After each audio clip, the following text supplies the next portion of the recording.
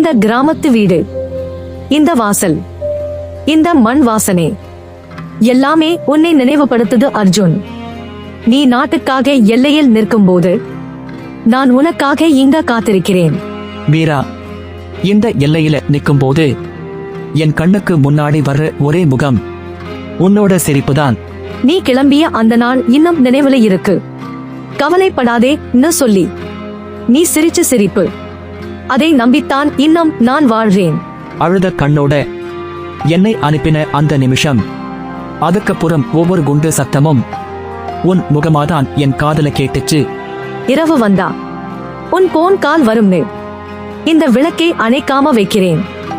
ஒரு ஹலோ சொல்ல நீ எடுக்கிற அந்த மூச்சு எனக்கு உயிர் மாதிரி.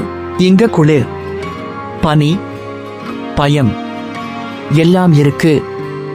ஆனா உன் நினைவு வந்தா எல்லாமே மறந்து நான் வீரனா நிக்கிறேன்.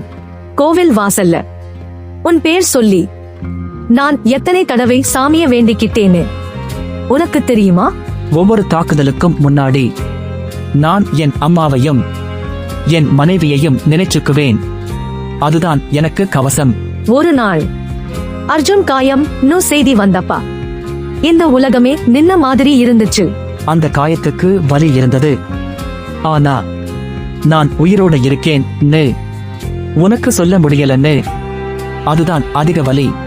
நீ அனுப்பின அந்த ஒரு வாய்ஸ் மெசேஜ் நான் நல்லா இருக்கேன்னு சொன்னதும் என் கண்ணீர் எல்லாம் சந்தோஷமா மாறிச்சு. நாட்டுக்காக ஜெயிச்ச அந்த நாள் உன் முகம்தான் என் பதக்கத்தை விட பெருசா தெரிஞ்சது.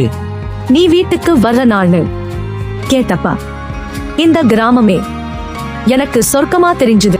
ரயிலில இருந்து இறங்கும் போது உன்னை பார்த்த அந்த நிமிஷம், அத்தனை போர், அத்தனை கஷ்டம் எல்லாம் மறந்துடு. நீ என்ன கட்டிப்பிடிச்ச அந்த வினாடி இந்த வாழ்க்கை முழுக்க அதே நிமிஷத்துல வாழலாம் போல இருந்துச்சு. நான் திரும்ப திரும்ப போவேன், ஏன்னா அது என் கடமை. நான் திரும்ப திரும்ப காத்திருப்பேன், ஏன்னா அது என் காதல். நாடு பெரியது, ஆனா காதல் அதை விட பெரியது. எல்லை தாண்டிய காதல்.